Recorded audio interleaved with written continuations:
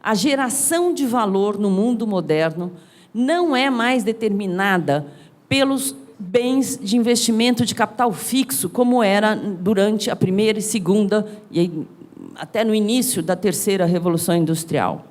O que gera o valor hoje em dia não é a produção física desse computador, é tudo que tem embutido aqui de tecnologia, de design, de logística, de software, de capital humano, de marca.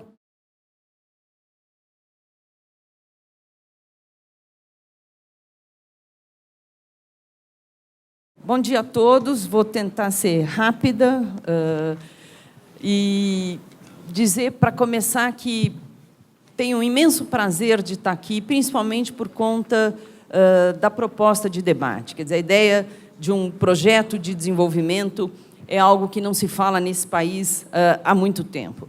Na verdade, desde meados dos anos 70, o Brasil não tem um projeto de desenvolvimento.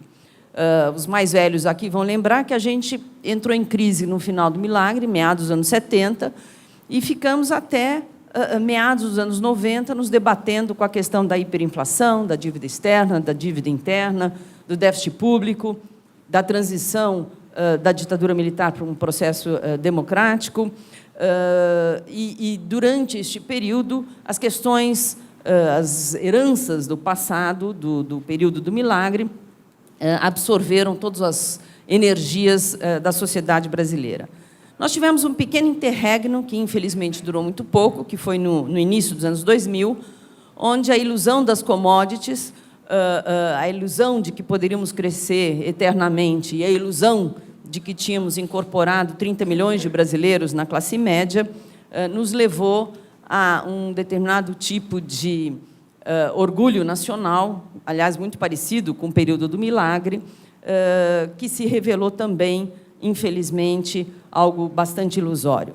E a gente começa os anos 2000, lá pelo início de 2010, novamente com a questão de inflação, de desemprego, de recessão, de crise política.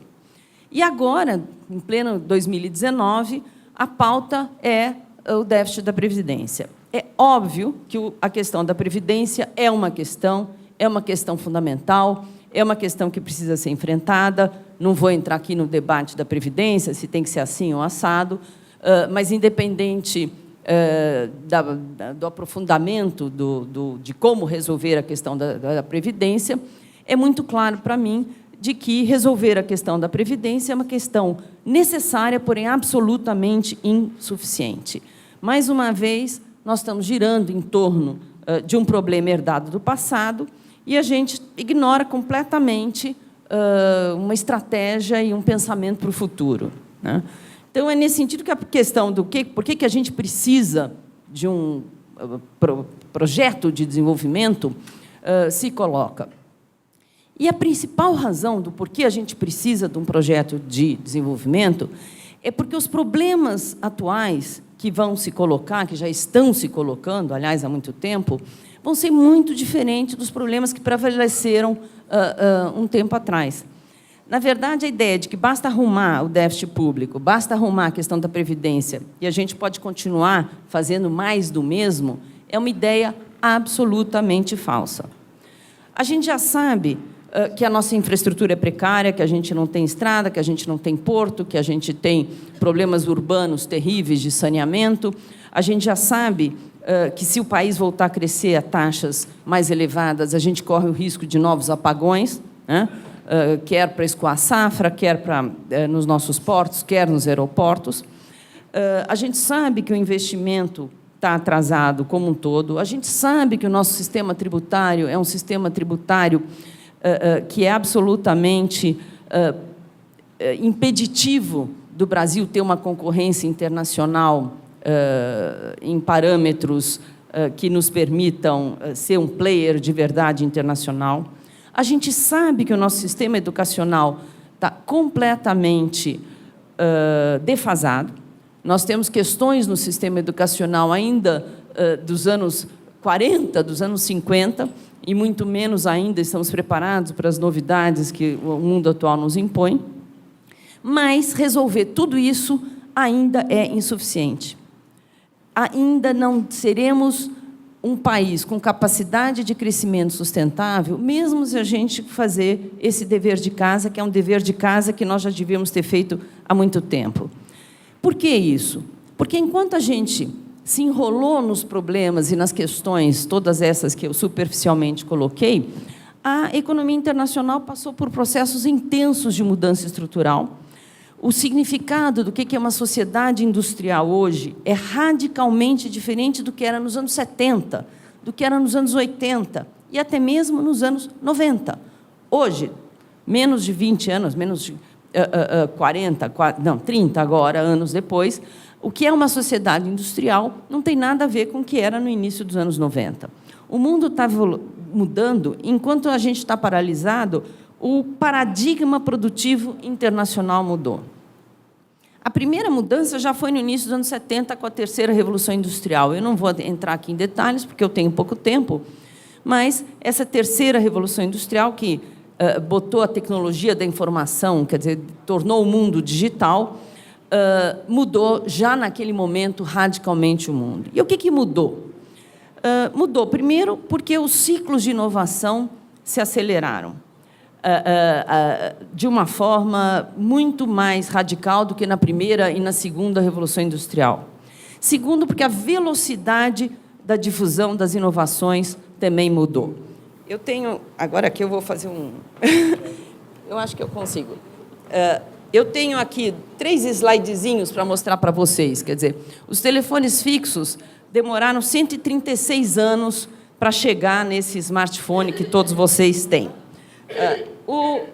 Não, fiz errado. Aqui. O celular demorou 30 anos. Né? E o computador, em 14 anos, teve essa evolução.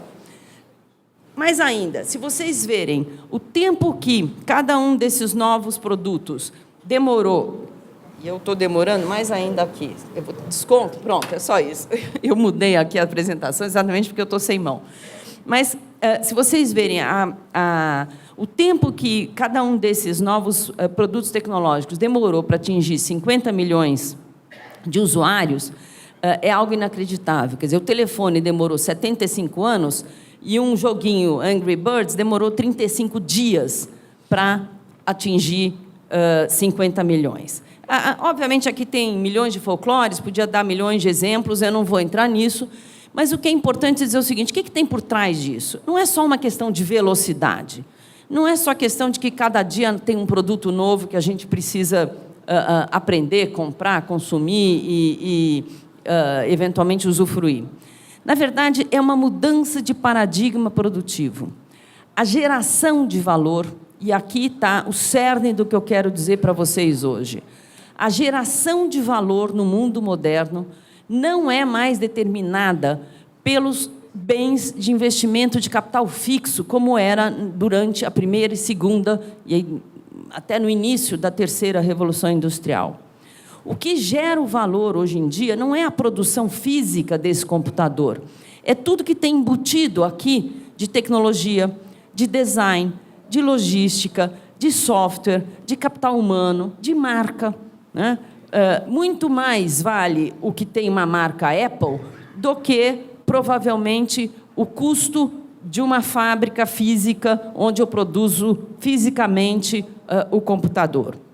Na verdade, os investimentos físicos, como proporção do PIB, caem. E isso muda radicalmente as relações de produção no mundo, as relações entre os países, a relação entre o capital e os diferentes mecanismos de circulação do capital. Como é que isso é chamado? É economia do conhecimento? Aqui tem vários seminários que a gente poderia fazer, porque pode ser economia do conhecimento, tem gente que chama economia criativa, tem gente que mistura economia criativa com economia da cultura, com economia do conhecimento.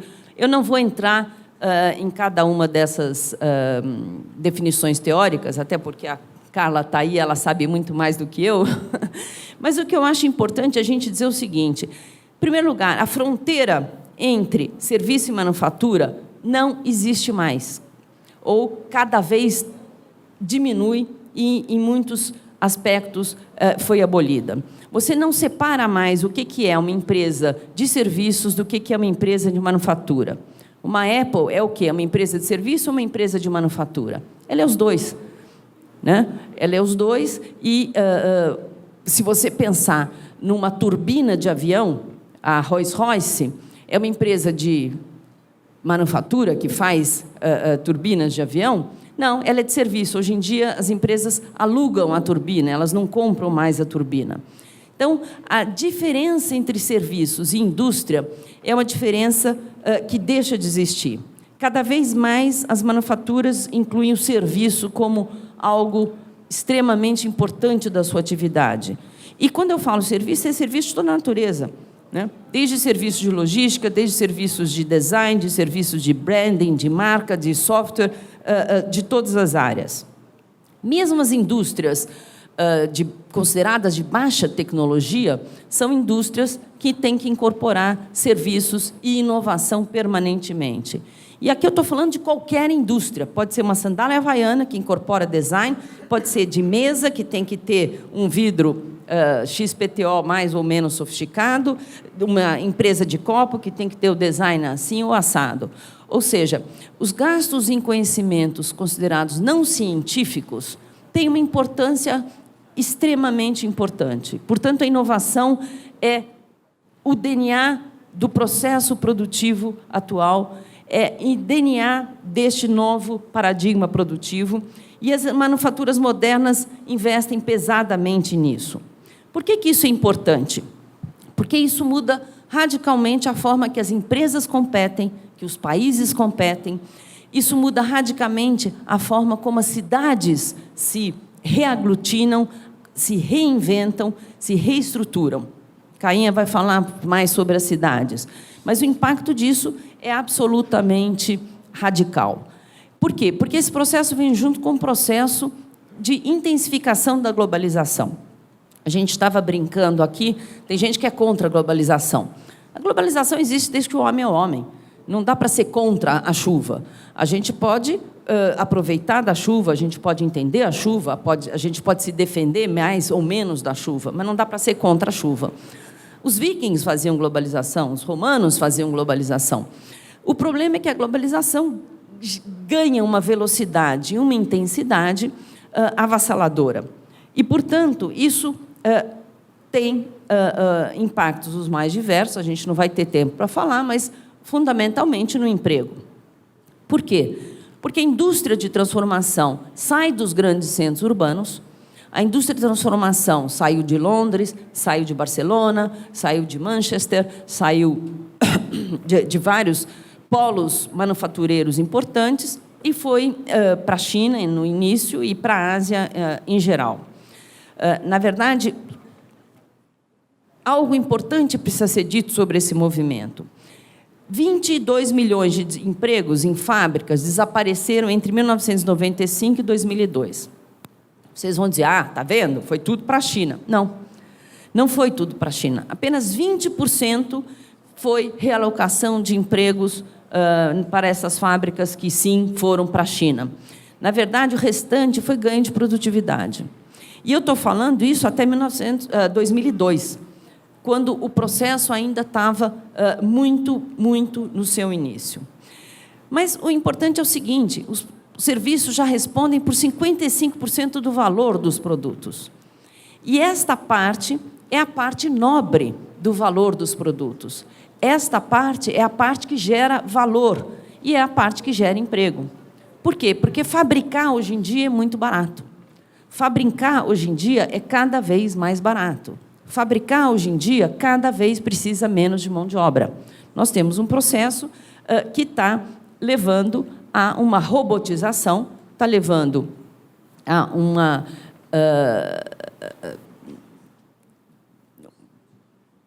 absoluta não necessidade da velha mão de obra da primeira e segunda Revolução Industrial, e estamos passando a precisar de mão de obra exatamente nessas áreas, entre aspas, que eu falei para vocês, do setor de serviços, do setor, muitas vezes, chamado de intangíveis, né? Portanto, a questão é que o desafio é muito maior do que a gente imagina.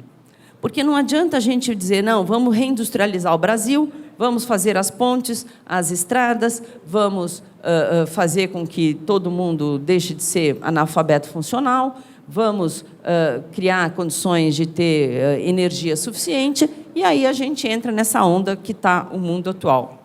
Infelizmente, não é isso. Por um motivo muito simples. Nós estamos atrasados em relação às necessidades da primeira e da segunda Revolução Industrial, né? Estradas, aeroportos, portos. Nós estamos atrasados em relação às necessidades impostas pela terceira Revolução Industrial. Eu não sei se vocês tentaram usar a internet aqui, mas a internet aqui em Brasília, no Distrito Federal, capital do país, é ruim, tá certo? O mundo já está em 5G, a gente ainda não tem o primeiro funcionando. Eu tenho uma casa a 200 quilômetros de São Paulo, 200 quilômetros de São Paulo, que não tem internet. Eu não consigo ter uma internet que funcione, né? Você vai em qualquer lugar do mundo, a internet funciona nos lugares mais longínquos. Mas a novidade é que o mundo já está numa quarta revolução industrial. Portanto, nós estamos correndo atrás do atraso da primeira, da segunda, da terceira, e agora existe uma quarta revolução industrial que está a pleno vapor. O que é essa revolução industrial? Ela é diferente da primeira, da segunda e da terceira, até, por alguns motivos. O primeiro deles é que não tem uma invenção específica, mas é uma combinação de várias tecnologias modernas que estão maturando agora. Então, você tem uma combinação da esfera biológica, da esfera física, da esfera digital. É um avanço da ciência e da tecnologia com a interação entre os dois, né? E é isso que está levando a um processo de incorporação dessas novas tecnologias todas. Obviamente, a gente poderia gastar aqui horas falando, toda a questão de robótica avançada, de inteligência artificial, de toda a parte de internet das coisas, toda a parte de impressão 3D, enfim, tem um rol aí de novas tecnologias. Mas o que é importante é que essas novas tecnologias estão alterando de uma maneira mais radical ainda do que as primeiras revoluções industriais a maneira com que nós vamos trabalhar, viver e se relacionar. Na verdade, ela tem uma complexidade e um processo de impacto na humanidade que nós nunca tínhamos experimentado. A primeira e mais importante que eu gostaria de ressaltar para vocês é uma premissa do impacto dessa nova tecnologia. Até agora, as revoluções industriais traziam novas tecnologias que elevavam a produtividade dos trabalhadores. Muito bem, agora as máquinas vão se tornar trabalhadores. Esta é uma diferença absolutamente radical. Ou seja, você tem um tamanho progresso dos softwares e das capacidades, ferramentas de computação, que você tem uma proficiência dos computadores, toda aqui uma... Eu não sei meu tempo aqui, então estou pulando pedaços aqui. Tenho 10 ainda, ótimo. Mas o que é muito importante é o seguinte, a substituição do trabalhador, ao contrário do que se imagina, não será só a substituição do trabalhador de baixa escolaridade, de baixo conhecimento. Nós temos agora uma substituição do trabalhador sofisticado. Os exemplos são inúmeros, não são folclóricos, isso já está acontecendo, e eu vou dar dois exemplos para vocês para dizer que isso não é ficção científica. Por exemplo, um jovem formado em Harvard ou em Stanford em advocacia. Este jovem, hoje em dia, já tem uma imensa dificuldade de procurar emprego porque o Watson da IBM faz o que ele fazia. O que ele fazia? Ele era contratado por um grande escritório de advocacia e lá ele fazia a pesquisa para o advogado principal de cases similares e, portanto, dava os instrumentos para que o grande advogado fosse o capaz de fazer o seu arrazoado e a sua defesa ou o seu ataque em algum tipo de ação. Isso, com um clique de computador, é feito e com muito mais eficiência. Por quê? Porque os dados acumulados e a capacidade de trabalhar esses dados da nova computação permite que isso seja feito com muito mais rapidez e eficiência. As previsões da McKinsey é que 90% menos de advogados serão necessários no mundo daqui a poucos anos. Somente especialistas muito tópicos sobreviverão com o seu emprego. Mas isso vale, por exemplo, para várias áreas da medicina. Radiologista é algo que deixará de existir em breve. Por quê? Porque o computador consegue olhar a imagem muito melhor. Eu posso dizer isso porque eu vi besteiras que o olho humano fizeram olhando meu braço recentemente, e um computador teria olhado com muito mais acuidade do que o olhar humano. Portanto, folclores à parte, nós podemos pensar em imensos campos de atividade humana nas quais o computador terá um papel de muito mais relevância do que a mão de obra. Os impactos no mercado de trabalho já estão sendo dramáticos e serão ainda mais dramáticos. Aí existem diferentes pesquisas, não vou citar todas elas, mas algumas dizem o seguinte, que 47% dos empregos vão acabar nos próximos 20 anos nos Estados Unidos. Mas, por outro lado, a informação é que as crianças de 8 anos, 65% delas vão trabalhar em empregos que não existem hoje, empregos que ainda serão inventados. Portanto, não são dados folclóricos, mas são dados que nos levam a ver que realmente os impactos na economia serão dramáticos e que essa realidade impõe uma agenda que é muito, muito maior do que a reforma da Previdência. Os países estão formulando estratégias, os países estão se defendendo. Sim, os países estão formulando estratégias, os países estão tentando enfrentar esses novos desafios.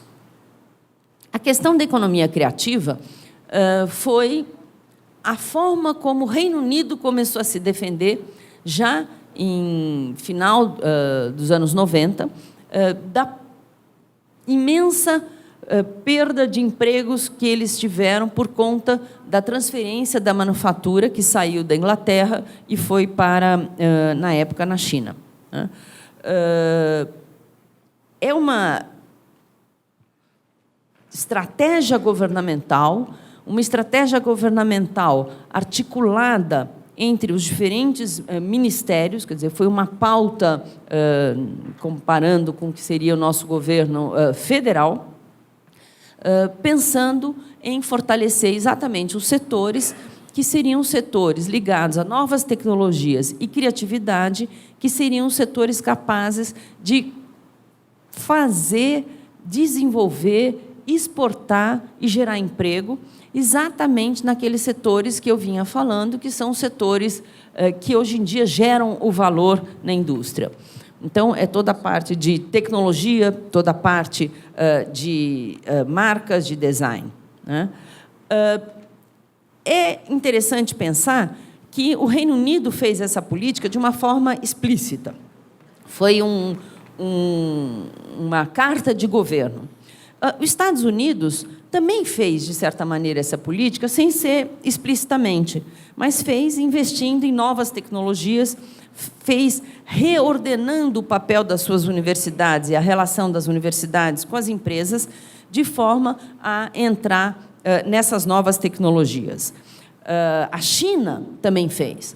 A China botou no seu plano quinquenal que ela deixará de ser uma economia baseada em Made in China para ser uma economia baseada em Design by China. Ou seja, a China também começou a perder indústria para o resto da Ásia, uma parte da indústria, conforme a mão de obra começou a ficar mais cara da China, começou a migrar para o Vietnã, para o Camboja, para outros países periféricos da China, e a China percebeu que a geração de valor, de fato, não era na manufatura, mas era exatamente nesses setores que eu venho sublinhando para vocês. Portanto, a ideia é, não se adquire esta capacidade de inovação naturalmente, principalmente num país com tantas deficiências, com tantas heranças, estas sim malditas, herdadas de praticamente 40 anos que nós estamos girando em falso. Nós temos que construir uma estratégia. Por quê? Porque o mundo não vai esperar. Então, não adianta a gente dizer o seguinte: olha, nós vamos fechar todos os gargalos que a gente acumulou e aí a gente vai olhar para o mundo e começar a fazer a internet 5G. O mundo não vai esperar. Na hora em que nós acordarmos, né, sairmos do berço esplêndido, o mundo já vai estar no 10G. Portanto, nós não só não temos esse espaço, esse tempo para esperar, como, mais do que isso, eu estou convencida que a gente só vai ter condições de superar os gargalos, entre aspas, antigos, numa trajetória de crescimento. Por quê? Porque nós não temos como criar emprego para todos os nossos jovens no velho paradigma. Portanto, nós temos que dar um salto e já pensar no novo paradigma. Nós temos que voltar a crescer para ter os recursos para fechar os gargalos antigos. Portanto, são duas estratégias que têm que se somar, que têm que se ajudar e criar as condições para o país voltar a crescer. É uma ilusão achar que a gente pode voltar a crescer no velho paradigma para depois criar as condições para o novo. É o novo que vai permitir que a gente consiga resolver as nossas heranças malditas. Alguns exemplos muito claros. Educação. Nós temos problemas de analfabetismo funcional, portanto, não adianta só dizer o seguinte: não, vou ensinar o cara a ler e escrever direitinho. O mundo moderno exige, hoje em dia, que se leia não só o português, mas se leia o quê? Programação. Programação é uma língua. No Reino Unido, as criancinhas de 3 anos na escola têm programação. Por quê? Porque programação é uma língua. E aonde vai ter emprego é para programador. Né? Os Estados Unidos tem 600 mil programadores, vagas de programadores em aberto, porque não tem, faltam, e eles agora estão incentivando as meninas a serem programadoras. É até simpático. O Brasil tem 15 mil vagas de programadores que não conseguem ser preenchidas porque a gente não tem programadores. E programação é algo que o Reino Unido botou para a criancinha de 3 anos. É óbvio que ele não vai programar um avião para a NASA, mas ele vai conseguir entender uma nova língua.